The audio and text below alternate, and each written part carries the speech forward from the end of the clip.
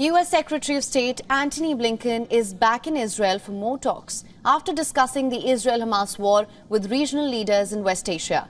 He also held talks with Israeli Prime Minister Benjamin Netanyahu over the escalating conflict. This is the top U.S. diplomat's second trip to Israel in just a week. During the visit, Blinken reaffirmed America's support for Israel to defend itself from Hamas, as well as the willingness of the United States to aid the country.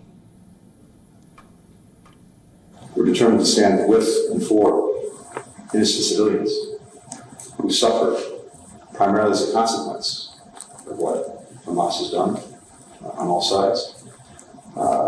We come to work together as well to ensure that this crisis, this conflict doesn't spread to other places. And we come to think together about a way forward for everyone in the region. Since the 12th of October, Blinken has visited Qatar, Bahrain, Jordan, Saudi Arabia, United Arab Emirates and Egypt, in what reports have called a last-ditch attempt to reduce the impact of a potentially catastrophic, all-out Israeli land assault on Gaza. Meanwhile, the American President Joe Biden has warned Israel against occupying Gaza. In one of his most notable public calls for restraint, Biden said that any move by Israel to occupy the Gaza Strip again would be a big mistake, as the Israelis respond to this month's terror attacks by the Hamas. I think it'd be a big mistake. Look, what happened in Gaza, in my view, is Hamas and the extreme elements of Hamas don't represent all the Palestinian people.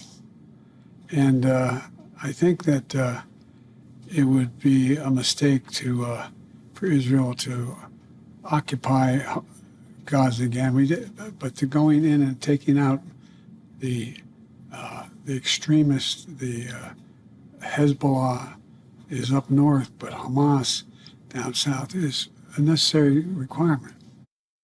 The comments made by the American president also amount to one of the few times he's called on Israel to use some sort of restraint in responding to the Hamas attacks. Despite the warning Israel to take restraints, the U.S. has pledged full support, which is unconditional. American warships have arrived in Israel, so have aircraft and reportedly $12 billion worth of munitions. Along with the United States, other Western allies have said they will support Israel as it prosecutes what Israeli leaders say will be a prolonged war.